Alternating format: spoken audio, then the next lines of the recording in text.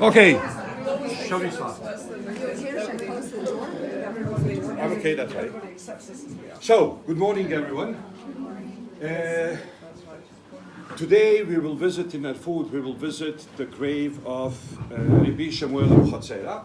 So that's why basically this time the general lecture on veneration of Sadiqim in Moroccan Judaism will concentrate mostly on the Abu Hatzera family, because we are visiting the grave, as I said, of Rabbi Shemuel Abu Hatzera.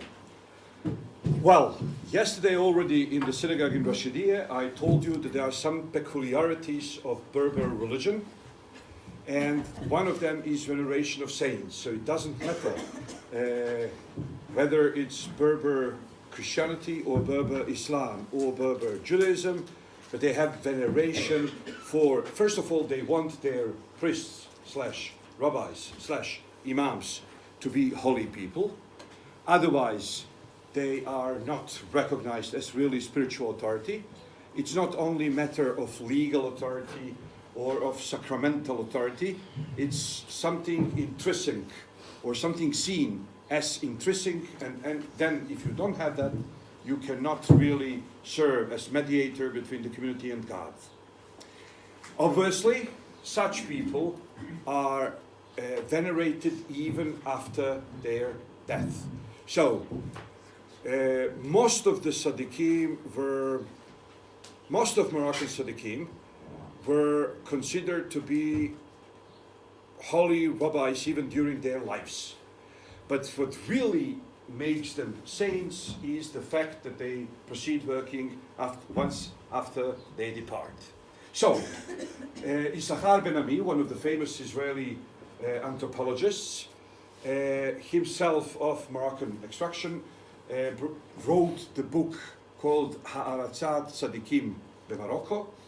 It was translated into English also under the title Veneration of Saints in Moroccan Judaism. I have both books in PDF. I believe that you all received a link to them via Debbie, because you transferred to everybody, right?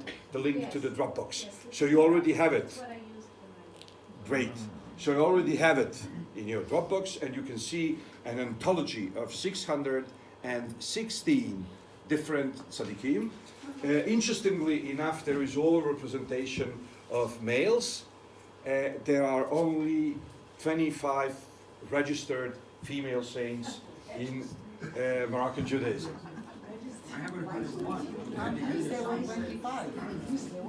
So, now if we compare, we said already that there are two types of Jews in Morocco, right? Toshavim, which is Berber Jews, or Jews of Berber lands, or Jews of Berber language.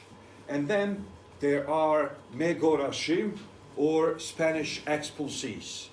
Now, both of the names, it's interesting. What becomes your official name? The name that you use to describe yourself, or the name that is described by that is used by other group to describe you, right? So, in this particular case, both names are taken from the policy of the other group. So the Toshavim were not called Toshavim by themselves. They were called Toshavim by Megorashim. And Megorashim were not called Megorashim by themselves. They were called Megorashim by the Toshavim. Okay? So, if we concentrate on Megorashim all over virtual Sepharad, and virtual Sepharad is an entity that was established in 1492 with the expulsion, when all the Jews left Spain and established communities all around the Mediterranean Sea. So I will refer to this as to virtual Sepharad. Now, if we look at the virtual Sepharad, the Megorashim in Portugal, which are to be expelled only 4 years later, or the Megorashim in Italy, in all of the Ottoman Empire, in all of the Middle East, do not have veneration of saints. Obviously, there are certain rabbis considered to be special. And for example, in my own community, I'm coming from Sarajevo, for those who don't know, Bosnia/Yugoslavia. And for 500 years of Jewish presence in Bosnia, they developed one place of ziyara, it's called in Ladino, in other words, pilgrimage, and it's the grave of a famous saintly Rabbi Moshe Daron. But that's one single rabbi, right? Now, there is a contamination of Megorashim only in Morocco. In other words, the cultural phenomenon of veneration of saints was so strong that even in two separated communities, which for a few hundred years maintained their separation on purpose, establishing different Batei Knesset, in other words, different synagogues, and separate Batei Din, and so on. However, though, veneration of saints was so contaminous, if there is such a word in English, that it passed over from Toshavim to Megorashim. And today, in last 300 years, all of Moroccan Jews, whether Megorashim or Toshavim, are known for their veneration of saints. So that's one of the things that has passed from Toshavim to Megorashim.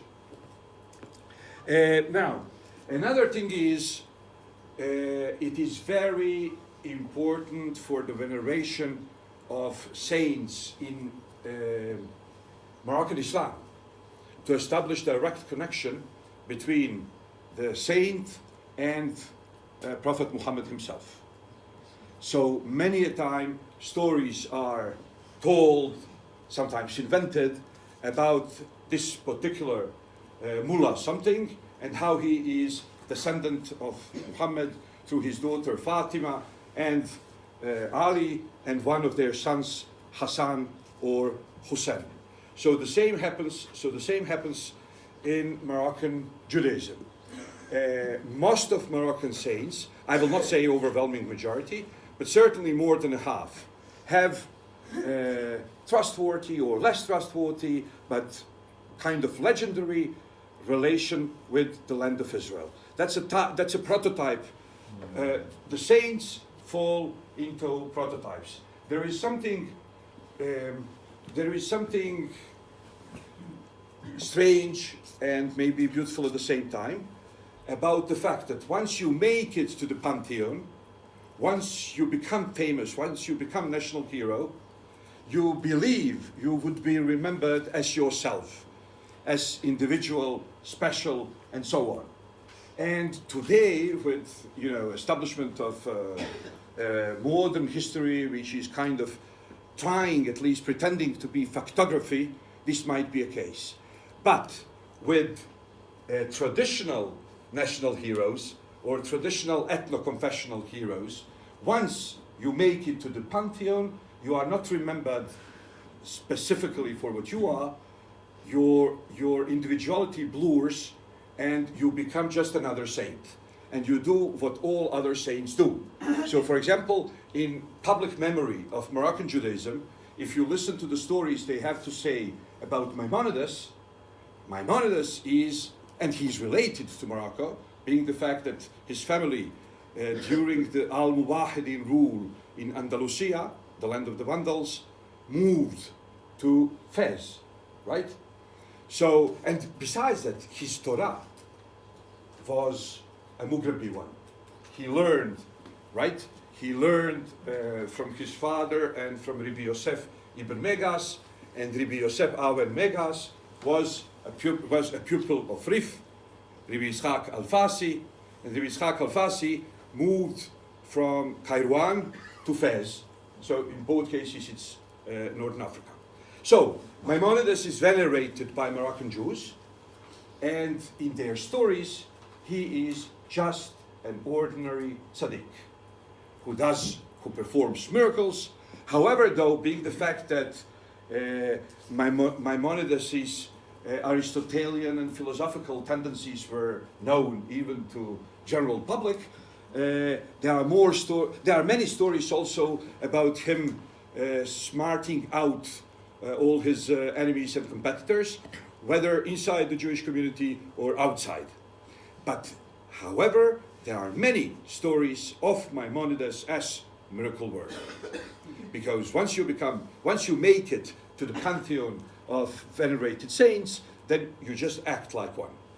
And stories can pass from one saint to another without any particular problem, because what's important is not necessarily the veracity of specific story as much as general attitude towards these heavenly advocates.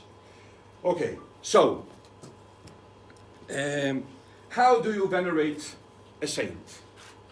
First of all, you make ziyarah. And that's the way it is called in Arabic / Judo-Arabic / Judo-Berber / Judo-Spanish. In all these languages, making a small hajj, in other words, pilgrimage not to Jerusalem, but to any other holy place, and the graves of the Sadiqim are considered to be holy places, it's called ziyarah, right? Now, another way of celebrating the saint is hilula, which is not necessarily same as ziyarah, because you don't have to do hilula at the place itself. It is always better to do hilula. Now, what's hilula? Hilula is the celebration, yahrzeit, you would say in Yiddish. In other words, annual celebration of the saint, which is usually related to his or hers day of departure.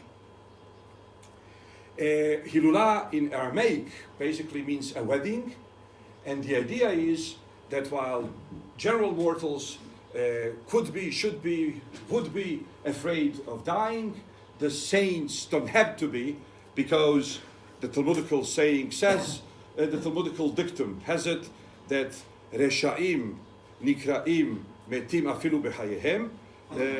In other words, evildoers are considered dead even while they are alive. And at the same time, Sadiqim are considered to be alive even after they die. Consequently, the Sadiq, when he dies, he's now protected, he can't sin anymore. Because at the other side of the curtain, right, you don't have a carnal life anymore, so you can't sin. So he, from now on, he is protected from sin. He is a saint forever. Okay? So, consequently, the day of his departure is considered to be his wedding day, because he's getting wed with the Holy One, blessed be He. So that's called Hilula.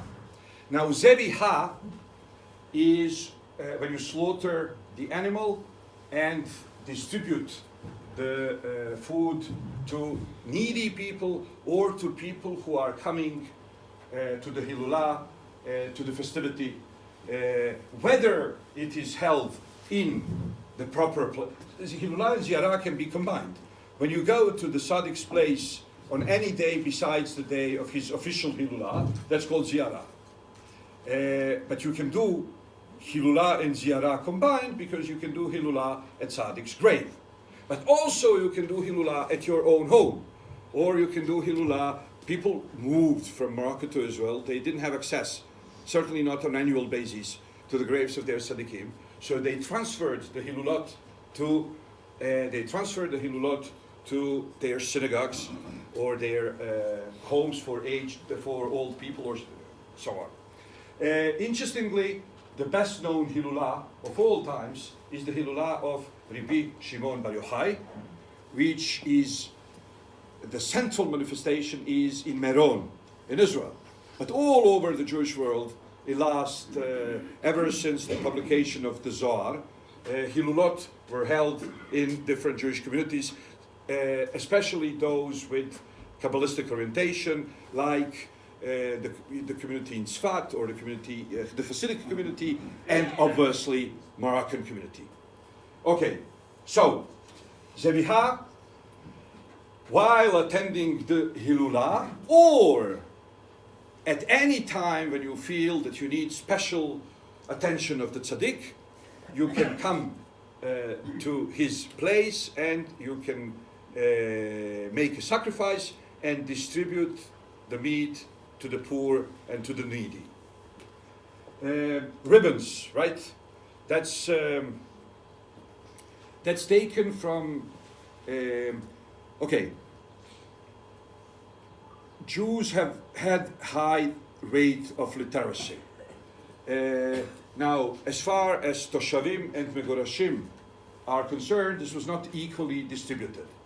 So, while the Megorashim were literate by definition, males amongst them obviously, the Toshavim were not always. Now, in many illiterate communities, the way to make a kvitela, in other words, to write an ode to a tzaddik, is just to make a ribbon next to the his grave. So it can be, how do you call it, the gader, the fence, or it can be a tree. Usually there is a tree next to Sadiq's grave, and then you can basically tie a ribbon over there.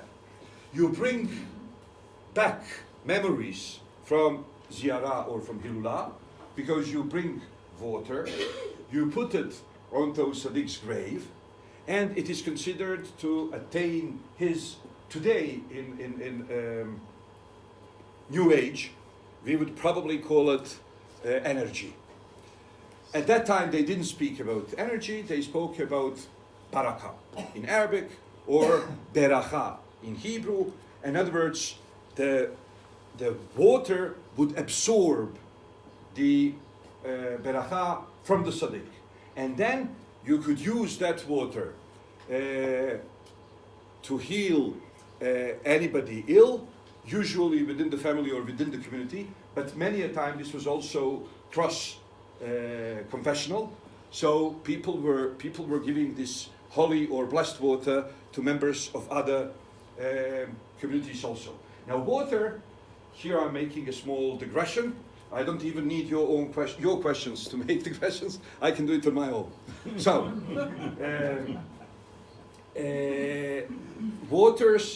water can absorb positive energy as well as it can absorb negative energy. How does the water absorb negative energy? Well, all the Sephardic / Toshavim world, they believed in magical power of the water of Pesach. You know, when you pull out the 10 drops, so and you of wine, so you drop them into water, and you mention the Eser Makot, or the 10 plagues that Hakadosh Baruch Hu visited upon the Egyptians in Egypt. So this water was considered to be some kind of Jewish internal atomic bomb, and you can bottle it, and you can just throw it to your enemy's garden, and he would die within a year. So consequently, you see in many of these communities, rabbis taking extreme precaution that this was considered to be female magic, and females were trying to put their hands on the atomic bomb, and the rabbis were instructing males to get up immediately and to throw the water on the ground or into the, how do you call it, the closet. Once upon a time they had those outside closets, and he was not, pater familias. But pater familias was supposed to do it himself, on his own, because he couldn't trust it to Baalat Habayit, because she would then bottle it and keep it to use it against her enemies. Now, you can also bring oil. Oil is better for, now, in traditional Jewish medicine, water is actually for internal use, and oil is for external use. So being the fact that you don't know which kind of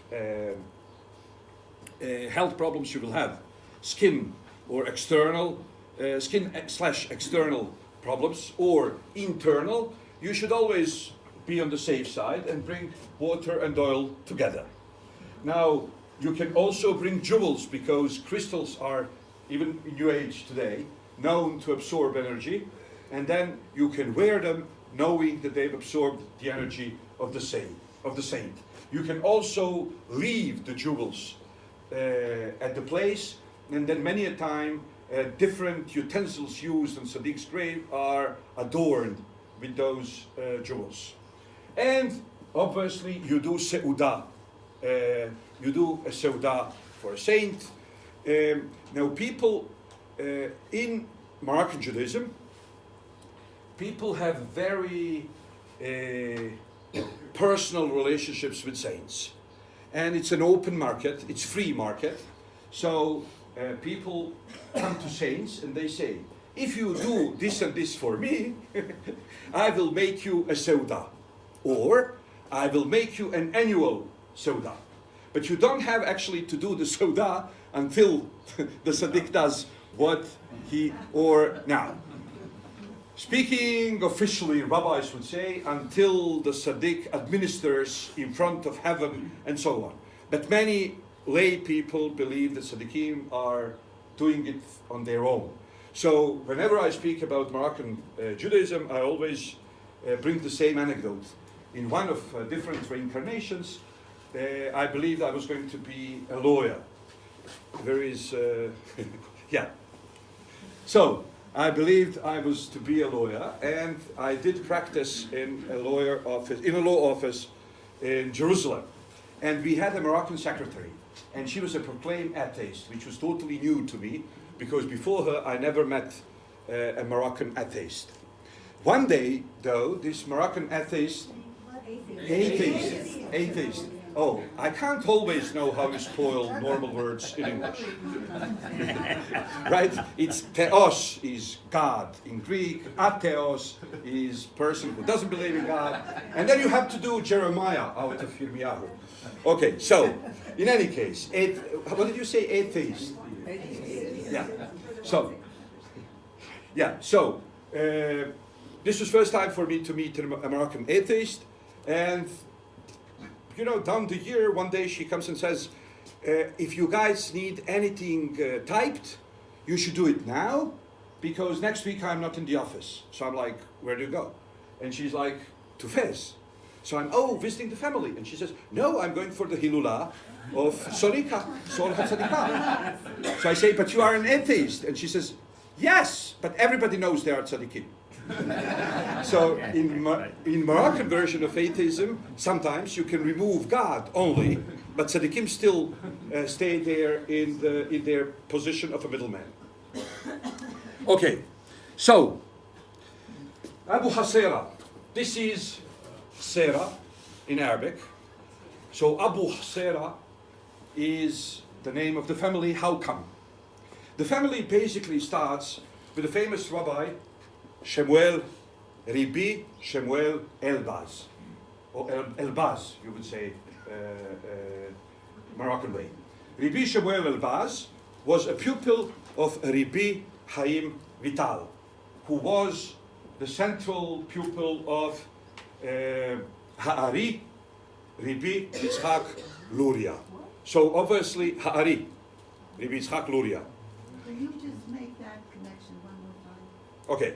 So, Ribi Shemuel Elbaz was a pupil of Moarachu. Who is Moarachu?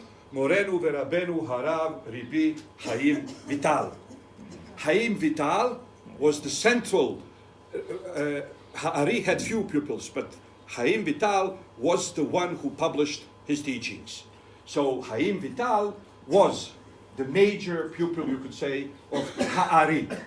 Who is Ha'ari? In Hebrew it's spelled He, Aleph, Resh, Yod.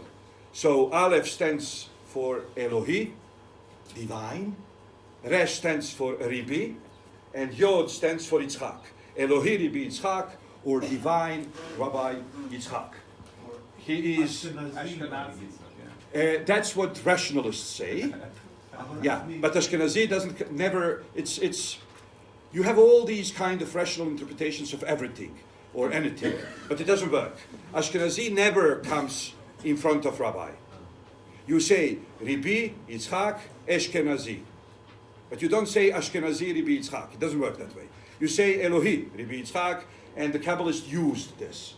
Now, the formal Jewish historiography is not extremely happy with this, so that's why we have translated Aleph to mean Ashkenazi. The same way,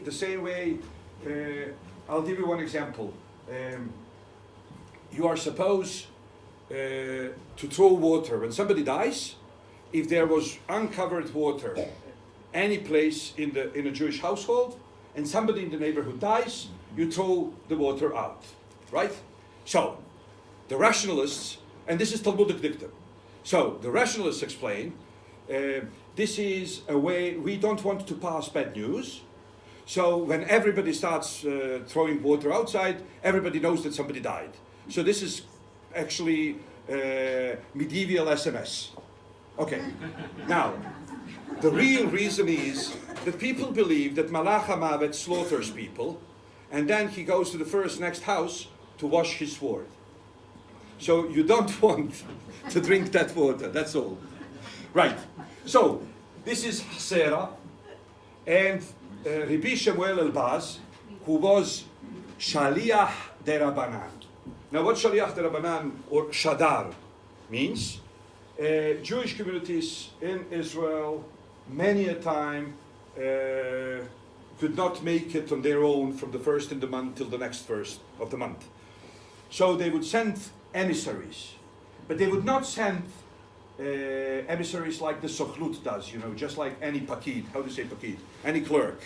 Because then people would not give money. People give money only to established and venerated rabbis, because then they know that the emissary will not steal the money, that the emissary is a real emissary. So basically, this thing was falling onto the shoulders of the most learned people in the community. For example, one of famous rabbis of Moroccan extraction that lived in Israel spent most of his time, Rabbi Chaim Yosef David Azulai, again, Rabbi Chaim Yosef David Azulai, they usually called him Hida, Chaim Yosef David Azulai, Hida. So they call him Hida. He spent most of his life as emissary outside of Israel. So he traveled all around Jewish world, bringing money to the Jewish community in Eretz Israel. So, the same happened over here. Rabbi Shemuel Elbaz, who was a very learned person, and one of the pupils of Rabbi Chaim Vital, was asked by the community to go and bring money from Jewish communities in the world. So some people say that the rabbis gathered, famous rabbis gathered in Jerusalem at that time, and they had to pull a straw, right? And whoever got the shortest one would need to be an emissary. So the straw, called Hasera in Arabic, is the reason why this rabbi who got the shortest straw, that's one of the legends. Another legend, which is much better, and most of the Moroccan Jews don't use this legend. When they describe the family, they use another legend why the family Elbaz all of a sudden became Abuh Sera at the time, or Abuh Sira at the time of Rabbi Shemuel Elbaz. So they say like this. Now, in this legend, we don't know whether this was on the way out or on the way back, because some people say that this is when he was traveling from Yaffo port to Morocco. Other people say that this was not related to Morocco at all. He was traveling from Istanbul back to the land of Israel. In any case, he didn't have any money. So he comes to the captain of the ship, and he says, can you just bring me to my destination, and I will return you the money as soon as I get it. And the captain obviously laughs at him. So the rabbi, who had a Sera with him, because he was sleeping on Sera whenever there was no Jewish community to host him, he threw the Sera into the sea, and he traveled next to the boat on his Sera.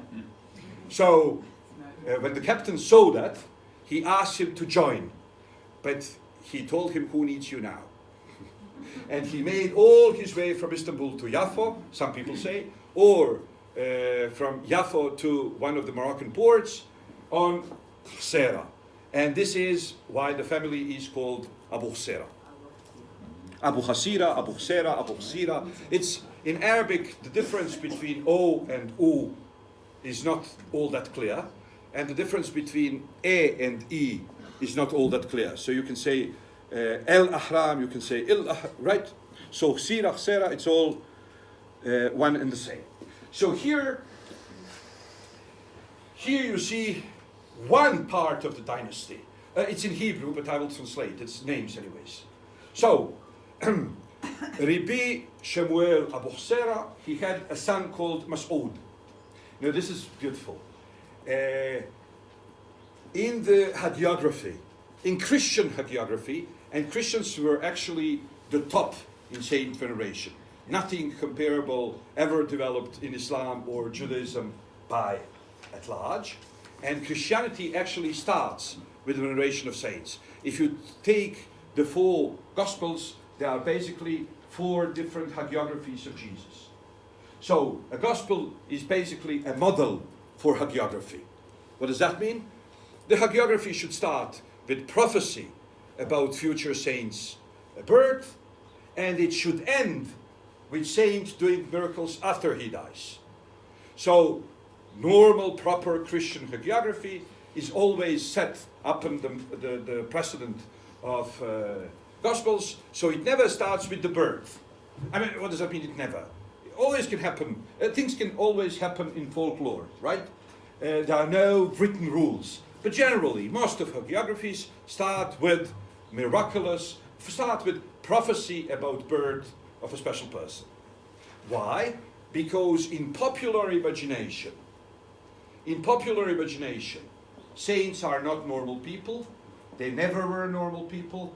And this is why we love them, because they liberate us from the need to be perfect ourselves. Because perfect, you have to be born special to be perfect. And if you are just normal, you depend on people who are born perfect, right? So, popular imagination cannot imagine a saint, having childhood and adolescence and, everything what adolescents do, sex obsession and masturbation and everything, and then in early 30s or 40s becoming a saint. No. Saints are special. They are special souls which are brought for special purpose into the world. Consequently, the saints are prophesied about. And many a time they have miraculous birth. So, the miraculous birth of one of the descendants of Rabbi Shemuel Elbaz / Abuh Sera is Rabbi Mas'ud, who he was already married, and one day a couple comes to him he was here in Abuh, where we were yesterday, right? This is actually the last Jewish communities. There are no Jewish communities in the deep desert. They are the last Jewish communities. In Hebrew, we make distinction between Midbar and Eretz Tzia. So Midbar is desert in which you can still have cattle and civilized, whatever, how do you call it? Grazing. Yeah, no, but sedative life, whatever. Sedentary. Yeah, sedentary. And then you have deep desert. So the last Jewish communities in Morocco were on the outskirts of Sahara, in Midbar, but not in Eretz Tzia. Okay? So, here in Tiflalet, in Erfut, which is the capital of major area called Tiflalet, Rabbi Mas'ud, one of the descendants of Rabbi Shemuel, he was a rabbi. A couple comes to him, they want to divorce, so he divorces them, and then the wife stays speaking with the Rabbanit, and then you saw the area. It's scary to go outside, especially in the beginning of the 19th century, to go on your own. So she stays to sleep. And the rabbi has a vision during the night. And in the vision, he is told, Rabbi Mas'ud, is told that a special child is to be born through him and this woman. But he's already married. He doesn't even know what to do. So tomorrow morning he's having coffee with his wife, and she says, I had a dream yesterday. And in my dream, I saw that a special person is to be born from you and this woman. So I already spoke with her and she's willing. So they sent the woman. Yes, it's a miracle. That's the miracle that I was talking about. Yeah. So he could, but usually amongst the Megorashim and the family Elbaz were Megorashim and not Toshavim. Amongst the Megorashim, you need. Professor Sabar will probably talk about that. In Ketubot of Megorashim, unlike the Ketubot of Toshavim, there is etnai, a condition. The husband is signing that he will not marry additional wife unless consent of his present wife, right, of his first wife. So he needs the consent of his wife. And miraculously, she does it. So they sent the woman back home because he just got divorced yesterday. She'll need 3 months separation in order to know that the child is not first husband's, but miraculous child of Abuh family. And after 3 months, she returns to the rabbi's home. They get married, and 9 months later, Rabbi Yaakov Abuh is born, and he is called Abir Yaakov. Okay, so this is Rabbi Yaakov Abuh. Now, interestingly enough, amongst the Megorashim, this doesn't work this way, and they are Megorashim, so it's interesting that his firstborn is not called Mas'ud after his father, but only his secondborn. We don't know why his firstborn is called Aharon, What's the date? What's the date? Rabbi Yaakov is 1808. Okay. Now, he is grandfather, year 1808. Yes. So, you can see here, Abir Yaakov is grandfather of Baba Sali and Baba Haki. Right? Baba Sali, whoever visited Israel once in the lifetime knows who Baba Sali is. Right? There is... You don't? Have you been to Israel? Are you Jewish? I joke. So, yeah. Okay, so let me now tell you the story of these 3 people. Rabbi David was the chief rabbi of Erfurt, where we are going today. We were there yesterday, and we are going there today.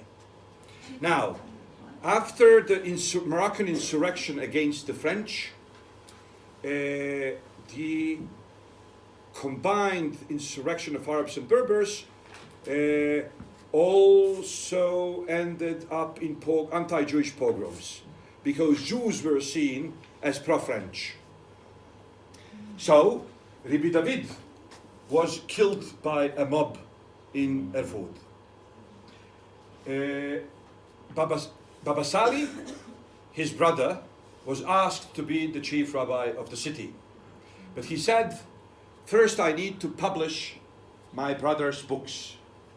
So he goes to Israel, he publishes his brother's books, and he returns to Erfurt and he accepts the position of the chief rabbi. Now, Baba Sali, today people interpreted as Arabic word Sali, which means prayer. So Baba Sali would mean the father of prayer. And every single Moroccan you will ever meet will tell you that Baba Sali means the father of prayer. But not necessarily. Because Sali is general nickname for anybody called Israel. Right? So he was, as a kid, he was called Sali. And later, when he became a saint, he was called Baba Sali. Because, and that's beautiful about Sephardic / Toshavim tradition. In Ashkenazi tradition, the title rabbi goes with your second name, right? So you speak about Rabbi Kamenetsky and Rabbi Goldstein and Rabbi Soloveitchik.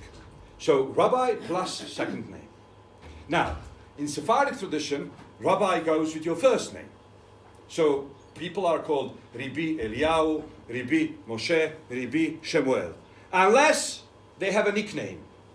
In which case, the title goes with the nickname. It's crazy. It's just like saying Rabbi Bob or Rabbi Jack, right? And that's what Sephardim. Sorry, Just like the Israeli army. Rabbi Bibi. Rabbi Bibi, Ribi Bibi, right? So how does it? Yeah, just like in the Israeli army. So how does it work? If a rabbi is, for example, in Sephardic communities in northern Morocco, if a family has many children dying, to next child, after 2 or 3 cases, to the next child, they give the name Mercado. Mercado means, in Spanish, the boat one. In other words, he doesn't belong to the family. He's not blood related. Consequently, the bad luck of the family doesn't have to do anything with him because he was bought into the family, right? Now, Mercado stays, but usually he has another Hebrew name also. But Mercado stays as his nickname for the lifetime. And then if he becomes rabbi, he will be called Ribi Mercado, or Hacham Mercado, or Ham Mercado. Or for example, if somebody is firstborn, he is called Bochor, nickname is Buki. And then if he becomes a rabbi, he will be called Ham Buki. Not if his name is Yosef. He will not be called Ribi Yosef. If his name is whatever, Yosef Azulai, he will not be called Rabbi Azulai. There's no such thing. He will not even be called Ribi Yosef. He will be called Ribi Buki, Ham Buki. So even if you become a saint, you see, the famous brother of Baba Sali is called Baba Haki. Now that's not coming from Arabic word haq, which means justice. It's coming from his name, Ishaq. So he's Ishaq, Haki. His nickname is Haki. When he becomes a saint, he becomes Baba Haki. Ribi Israel, okay? In Yiddish you would say Srulik. In Morocco you would say Sali. So he becomes a saint, he becomes Baba Sali. So here you have what I like about Judeo-Moroccan iconography is that it's totally atemporal. So you can put into the same picture, you can put entire family, great-grandfathers, grandfathers, fathers, sons, grandsons, great-grandsons, and so on. So here you have Abir Yaakov, Ribi Yaakov Abuh Sera. This is Baba Sali, his grandson. This is his another grandson. So these 2 people are first cousins. And today we are visiting the grave of this one, Ribi Shemuel Abuh Sera, over here, right? So,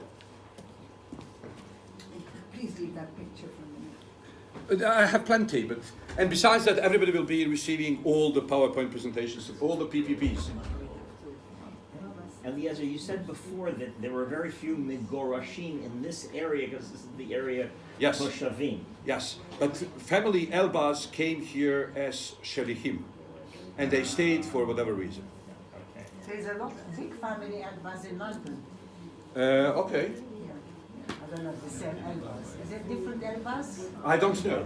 I don't know. Elbaz is a huge family. Oh, okay. It's a huge family. So you can see different. This is Ribi Yaakov Abuh Sera. This is Baba Sali. That's Baba Haki. How do you know who is who? Because these pictures are. I mean, how do you know who is Ben Gurion and who is Herzl? No, because we have photographs, so that we really. Of course, we really know who is who. But in this case. We have photographs, of course. We have original photographs. These are more icons because people That's put. what I was thinking, Yeah, but no, they are based on real photographies, and you will see. Who put this? Are they separated with Berber and not Berber? The Moroccan saints, and they were all together. They were. All Moroccan Jews venerate their saints, whether they are Megorashim or Toshavim. Well, that was important to Dam and Paul. Okay. Now, Ribi Yaakov Abuh Sera died in Egypt on his way from Erfurt to the land of Israel. And today his grave in Egypt is considered to be a holy place. And then the Hilulah depends on relation between Egypt and Israel at the moment. So sometimes Egyptians allow the Hilula, and sometimes they don't. Whenever they do, hundreds and sometimes thousands of people go from Israel, Morocco, France, and Canada to mark the day of departure of Rabbi Yaakov Abu Hatzera. So you see, Egyptian President Hosni Mubarak Tuesday acceded to Prime Minister Benjamin Netanyahu's request to allow hundreds of Jewish pilgrims to visit the tomb of Rabbi Yaakov Abu Hatzera near Alexandria at the end of next week. So it's at the 19th of Tevet. Last year, I don't know which year. Oh, this is the same news, right? So last year, the anniversary fell immediately after Operation Cast Lead in Gaza, and the Egyptian authorities denied Israeli worshippers entry, saying they couldn't ensure their safety. So this is how it looks like in Egypt. Okay? So Egypt tells Israel, pilgrimage to tomb of Jewish holy men, impossible this year. And these are news, right? And the heads of the governments deal with the presidents of countries in order to allow this or not allow this. This is a huge issue. Egyptian activists have rallied against the pilgrimage every year for most of the last decade. Egypt's daily Al-Ahram newspaper reported Tuesday that 31 parties and groups had joined this year's campaign. Okay, Cairo International Airport announced on Sunday it was implementing emergency measures as hundreds of Israelis arrived to mark the annual Mulid of Abu Hatzera. Mulid means the birth, doesn't it? Yeah, but that guy doesn't know what he's talking. He should have said the tabernacle birth. Exactly, he should have said your side. Don't believe everything you read, right? Well, that's newspapers.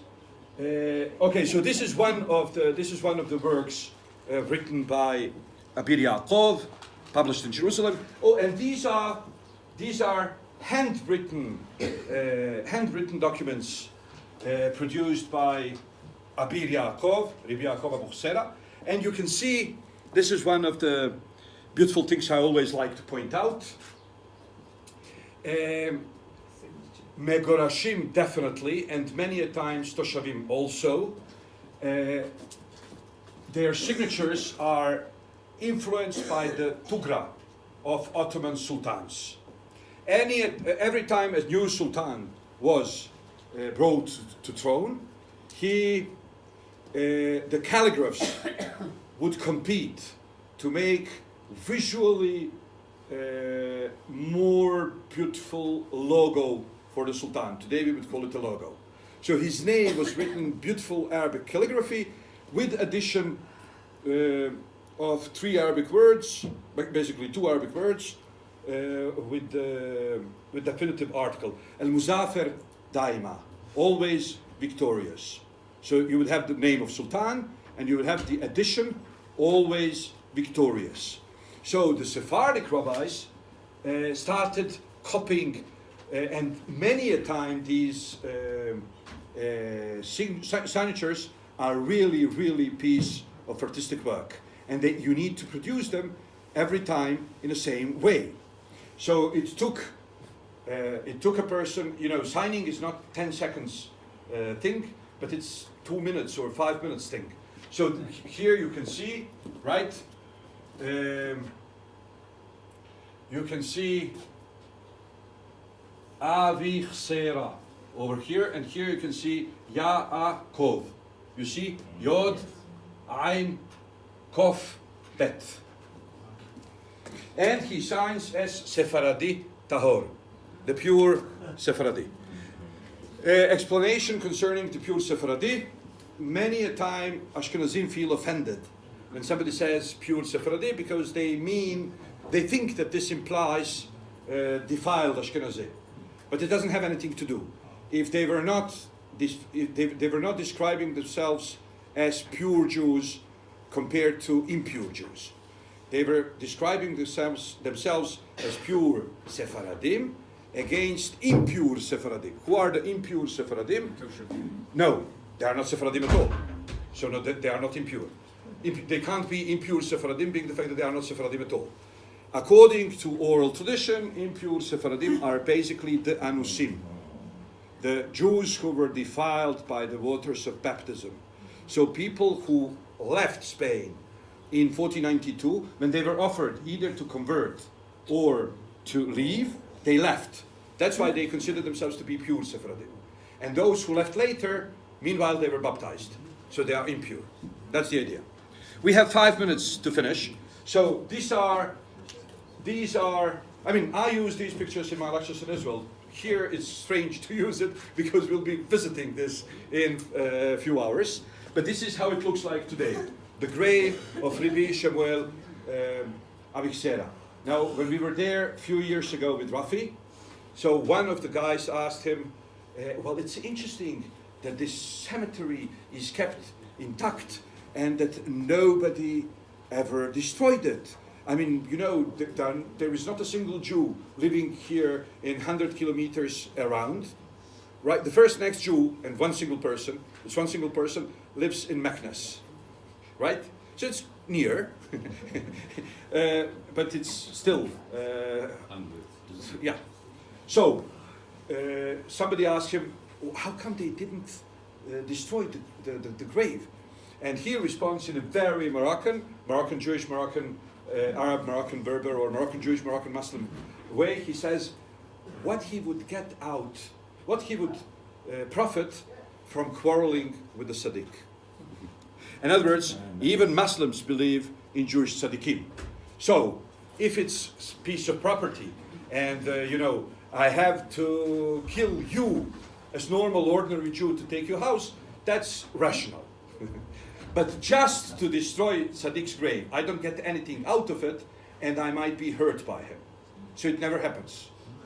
Right? It never happens. Moroccan Muslims don't destroy the graves of Jewish saints, and sometimes they take them over. You can ask Rafi later, he keeps numbers. So every time he tells us, now they are venerating 25 of our saints. Oh, last year they took another of our graves and they are venerating it, so it's 26 now. So I don't know what's the last number. We will ask him later on the bus. But there is a number of Jewish saints which were taken over by the Muslims after the Jews left.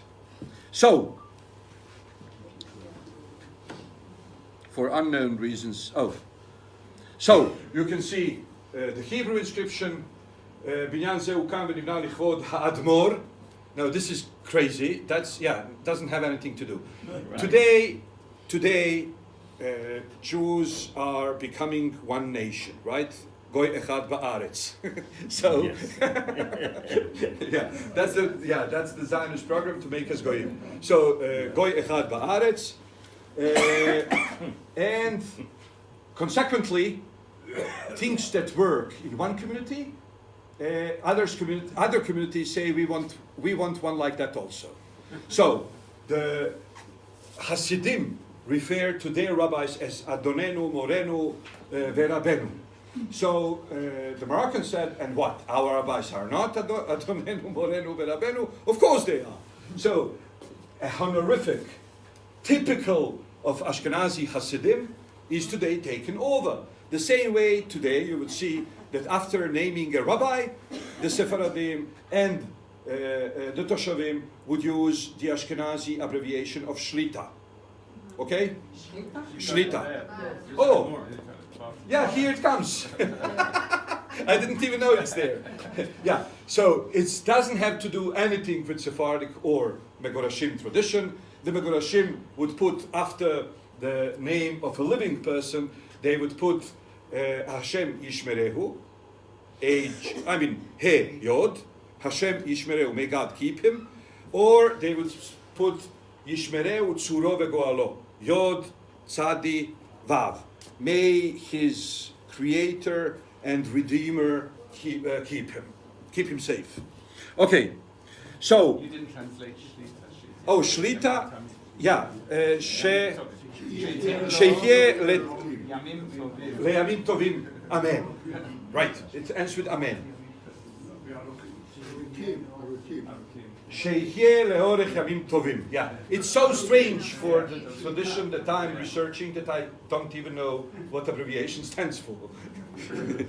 Okay, so here above the grave, you have the number of the Arab/Berber guy who opens it for you if you call him. That's So you not ent- Sadek's current number. That's not Sadek's current number. You don't use phone to communicate. You use candles and prayers. Okay, so this is the grave, right? And here you can see that he was Neched Maran Hagaon HaKadosh Abir Yaakov Zechuto Yagen Alenu. Does anybody pay attention to anything strange in? This is always the question for Hebrew speakers. Zechuto Yagen Alenu. May his merit protect us. Exactly. So it should be Zechuto Tagen Alenu. But it's Zechuto Yagen Alenu because anything ending with Vav Tav, abstract, in Judeo-Arabic and Judeo-Spanish is considered to be masculine. So you would say Malchut Gadol, you would say Zechut Gadol, not Zechut Gedola. Okay? So this is the family tree, starting with Abir Yaakov. This is the communication, not the phone. Okay? This is Bet Hilula with the picture of the Tzaddik himself, and once a year many people come from all of Morocco, which is not much. Few people from Rabat, few people from Fez, and many people from Casablanca. But from France, Canada, and Israel, people gather for his annual pilgrimage. So I'm ending.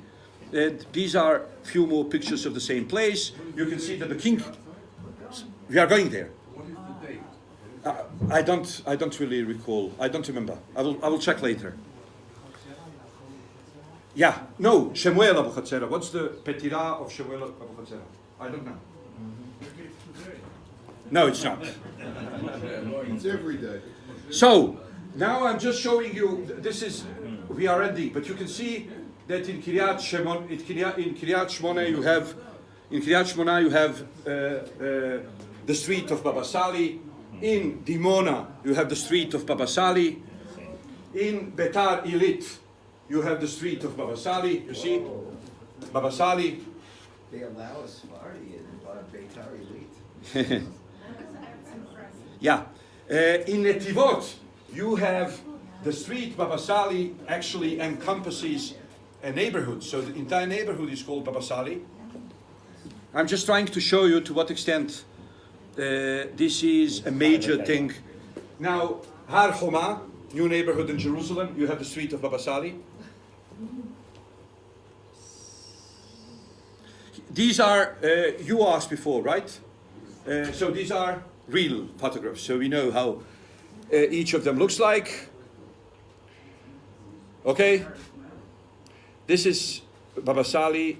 He died like he was 96. Yeah, I'm finishing. So these are a few pictures of him. This is the most famous one. This is the most iconic one. Yeah. What year did he go? 80 something and he was 96.